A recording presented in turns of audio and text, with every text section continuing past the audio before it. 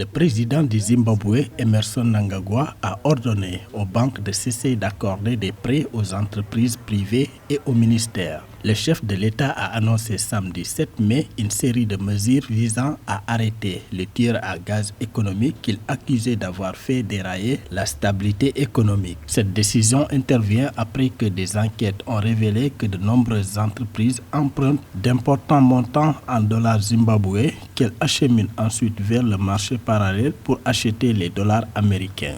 Une monnaie dont elle se débarrasse plus tard lorsque les taux de change se déprécient pour atteindre un sommet de 1 dollar américain à 400 dollars zimbabwéens.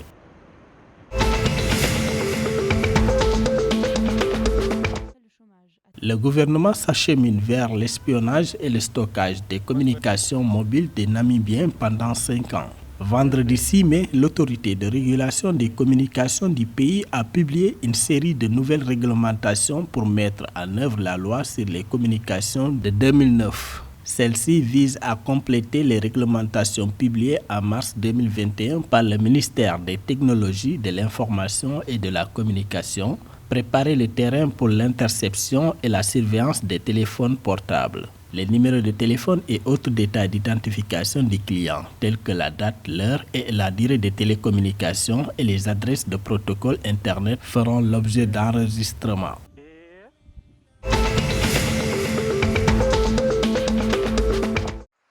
Au Lesotho, l'Assemblée nationale a approuvé le 3 mai une nouvelle loi visant à autonomiser économiquement les femmes mariées selon le droit coutumier. Selon les informations, le projet de loi qui sera présenté au roi propose qu'une veuve ait la propriété et le contrôle des biens du patrimoine commun après le décès de son mari. Cette loi met fin à la situation actuelle dans laquelle les femmes sont considérées comme mineures et responsables devant leurs fils ou les frères du défunt mari. Cela a entraîné l'érosion des droits économiques des femmes qui ne jouissaient pas des droits d'administrer leurs biens et de disposer de leurs biens comme elles le souhaitent.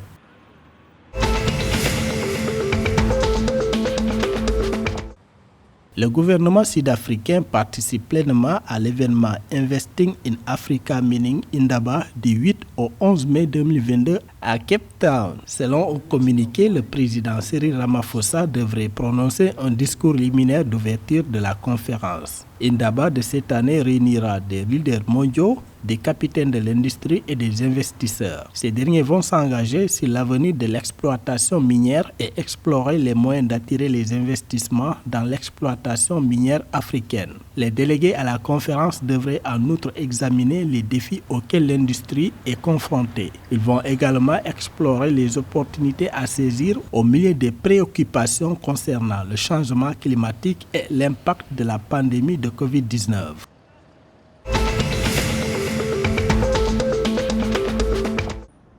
En Angola, le taux de dépendance à la sécurité sociale est de 12 actifs cotisants pour chaque retraité, ce qui rend le système stable et pérenne. C'est ce qu'a déclaré samedi 7 mai le secrétaire d'État au travail et à la sécurité sociale. Selon Pedro Felipe, le système de protection sociale obligatoire a enregistré un univers de 209 856 contribuables au cours du dernier trimestre de 2021.